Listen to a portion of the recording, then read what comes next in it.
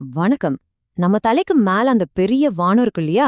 அங்க நமக்கே சொந்தமான ஒரு பெரிய குடும்பம் இருக்கு. இன்னைக்கு நாம நம்ம சூரிய குடும்பத்துக்குள்ள ஒரு சின்ன பயணம் போக போறோம். அங்க இருக்கிற ரகசியங்களை எல்லாம் ஒன்னொன்னா பார்க்கலாம் வாங்க. நீங்க என்னைக்காவது ராத்திரி வானத்தை நல்லா ஒத்து பார்த்திருக்கீங்களா? அங்க மின்னுற அந்த புள்ளிகள்லாம் வெறும் நட்சத்திரங்கள் மட்டும் கிடையாது. அதுல கிரகங்கள் இருக்கு, நிலாக்கள் இருக்கு, ஒரு பெரிய பிரபஞ்சத்தோட ஒரு சின்ன பகுதி அது. வாங்க அந்த மர்மத்துக்குள்ள இன்னும் கொஞ்சம் ஆழமா போலாம். எல்லா கதைக்கும் ஒரு ஹீரோ இருப்பாங்க இல்லையா? நம்ம சூரிய குடும்பத்தோட கதை சூரியன்ல இருந்து தான் தொடங்குது. இது வெறும் சூடான நட்சத்திரம் மட்டும் இல்ல. நம்ம குடும்பத்தோட மொத்த வெயிட்ல 99.8% சூரியனோடது தான். அந்த சக்தி வாய்ந்த ஈர்ப்பு விசை தான் மத்த எல்லா கிரகத்தையும் அதோட வழியில கரெக்டா புடிச்சு வச்சிருக்கு. சரி, நம்ம பயணத்தை சூரியனுக்கு மிக மிக பக்கத்துல இருக்கிற ஒரு சுட்டெரிக்கிற உலகத்துல இருந்து ஆரம்பிக்கலாம். அதுதான் புதன். ரொம்ப வேகமான, அதே சமயம் ரொம்ப சின்ன கிரகம். புதன் எவ்ளோ சின்னதுன்னா நம்ம பூமியோட நிலா இருக்கு அதை விட கொஞ்சம்தான் பெருசு. பாறையும் பள்ளங்களுமா இருக்கிற ஒரு உலகம் அது. சூரியனுக்கு பக்கத்துல இருக்கிறதால பகல்ல வெப்பநிலை 430°C வரைக்கும் போகும். ஆனா ராத்திரியிலயோ அப்படியே உல்டாவா -180°க்கு வந்துரும்.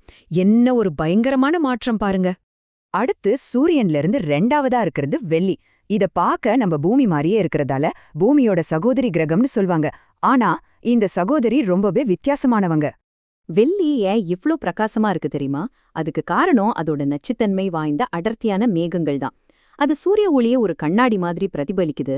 ஆனா அந்த அழகான மேகங்களுக்கு கீழே நம்மள நசிக்கிடுற அளவுக்கு அழுத்தமும் ஈயத்தையே உருக்குற அளவுக்கு சூடும் இருக்கு.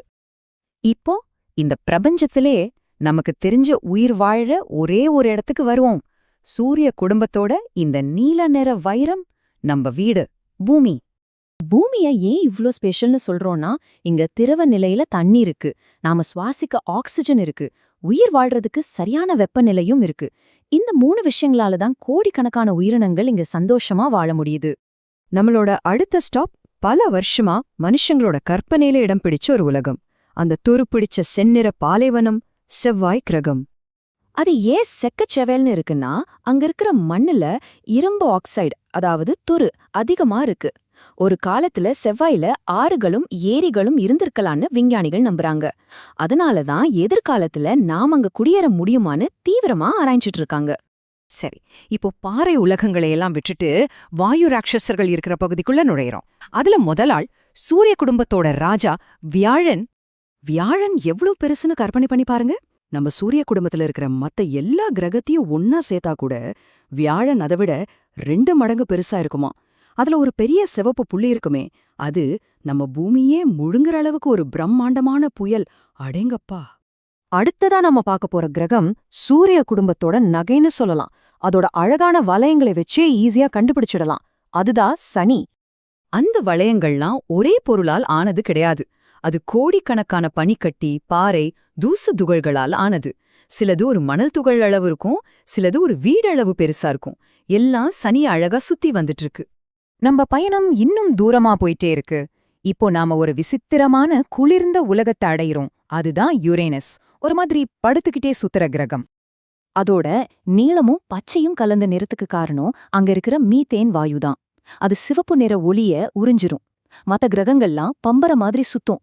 ஆனா யுரேனஸ் மட்டும் ஒரு உருள்ற பந்து மாதிரி படுத்துக்கிட்டே சூரியனை சுத்தி வருது. ரொம்ப விசித்திரம்தான். இப்போ நம்ம பயணத்தோட கடைசி நிறுத்தத்துக்கு வந்துட்டோம். சூரிய ஒளி கடைசியா போய் சேர்ற இடம் இதுதான் நெப்டியூன். அடர் நீல நிறமும் பயங்கரமான காற்றும் இருக்கிற ஒரு உலகம். சூரியன்லேருந்து 4.5 பில்லியன் கிலோமீட்டர் தூரத்துல இருக்கிறதால நெப்டியூன் ரொம்ப ரொம்ப குளிரா இருக்கும். சராசரியா -214°C. நம்ம சூரிய குடும்பத்திலே வேகமான காற்றும் இங்கதான் அடிக்குதான், மணிக்கு 2000 கிலோமீட்டர் வேகத்துல. இந்த பயணத்தை முடிக்கிறதுக்கு முன்னாடி நம்ம வீட்டுக்கு பக்கத்திலே இருக்கிற ஒருத்தரை மறக்கக்கூடாது. நம்ம நிலா. அது ராத்திரி வானத்துல வெளிச்சம் தர்றது மட்டும் இல்ல, பூமியோட ஒரே இயற்கை துணைக்கோள். அதுதான், அதோட ஈர்ப்பு விசைதான் நம்ம கடல்கள்ல அலைகள் உருவாக காரணம். சரி, இப்போ ஒரு சின்ன கேள்வி. நாம பார்த்த கிரகங்கள்ல அதோட துருப்பிடிச்ச நிலத்துக்காக சிவப்பு கிரகம்னு எந்த கிரகத்தை சொன்னோம்? ஞாபகம் இருக்கா?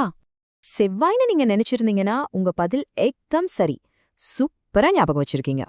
இது நம்ம சூரிய குடும்பத்தோட ஒரு சின்ன டூர் தான்.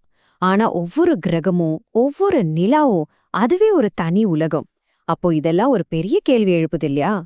இந்த பரந்த பிரபஞ்சத்துல இன்னும் என்னென்ன அற்புதங்கள் கண்டுபிடிக்கப்படாம நமக்காக காத்துக்கிட்டு இருக்கோம்? அடுத்த முறை சந்திக்கும் வர யோசிச்சுட்டே இருங்க. நன்றி.